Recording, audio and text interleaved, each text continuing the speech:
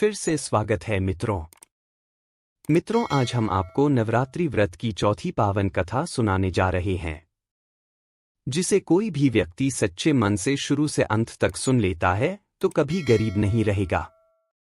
लेकिन उससे पहले अपने हमारे चैनल को सब्सक्राइब नहीं किया, चैनल को सब्सक्राइब कर लीजिए और कमेंट बॉक्स में जय माता दी लिखना भूलिएगा।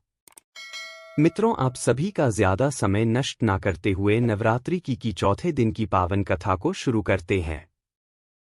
एक बार की बात है, जबलपुर के एक छोटे से गांव में एक पंडित और पंडिताइन रहते थे।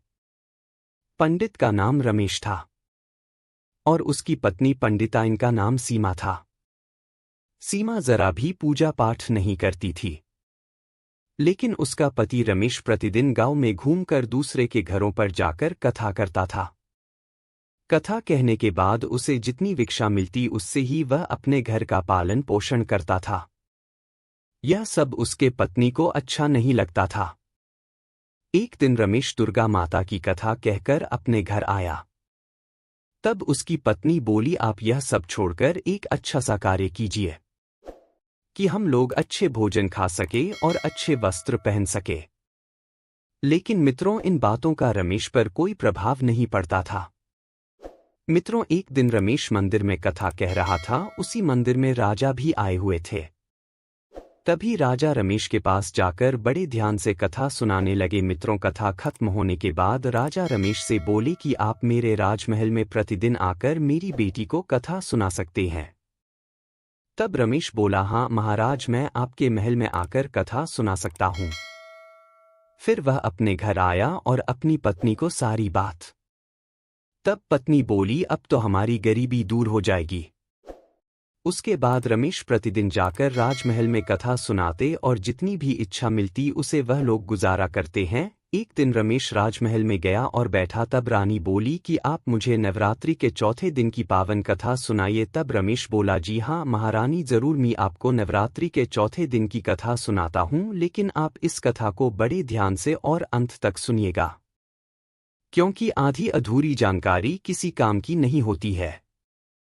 और आप सभी भी बड़े ध्यान से कथा सुनिएगा। चलिए कथा शुरू करते हैं।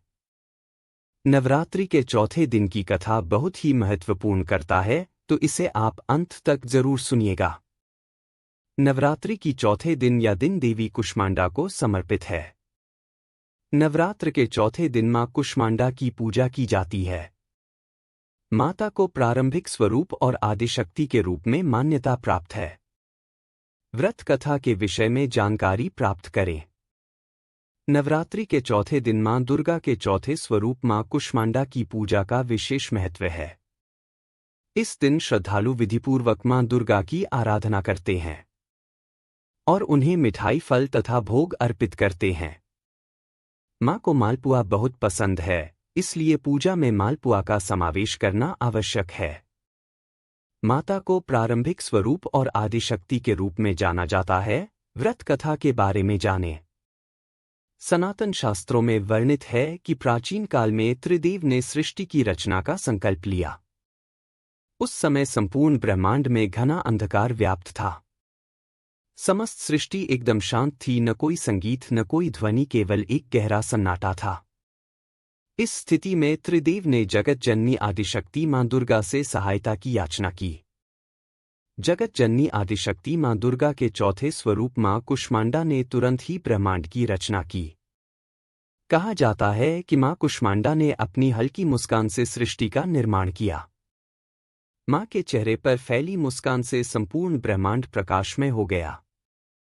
इस प्रकार अपनी मुस्कान से ब्रह्मांड की रचना करने के कारण जगत जननी आदिशक्ति को मां कुष्मांडा के नाम से जाना जाता है। मां की महिमा अद्वितीय है।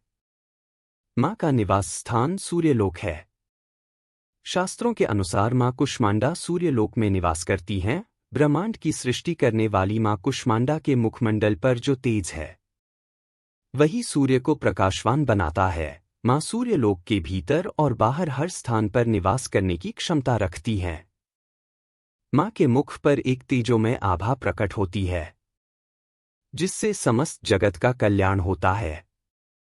उन्होंने सूर्य के समान कांतिमय तेज का आवरण धारण किया हुआ है। यह तेज केवल जगत जननी।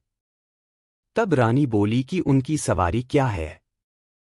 इनकी शायरी शेर को माना जाता। आदिशक्ति मां कुष्मांडा द्वारा ही संभव है। मां का आह्वान निम्नलिखित मंत्र से किया जाता है। सुरा संपूर्ण कलशन रुधिरा प्लुतमेव च दधाना हस्तपद्माभ्यां कुष्मांडा शुभदास्तु में। या देवी सर्वभूतेषु मां कुष्मांडा रूपेण संस्थिता। नमस्तस्य नमस्तस्य नमस्तस्य नमो नम। की पूजा के समय निम्न मंत्र का जाप करना चाहिए। अब मिलते हैं दोस्तों नवरात्रि के 5 विधि। कृपया इस वीडियो को वायरल कर दीजिए। धन्यवाद दोस्तों मित्रों, धन्यवाद।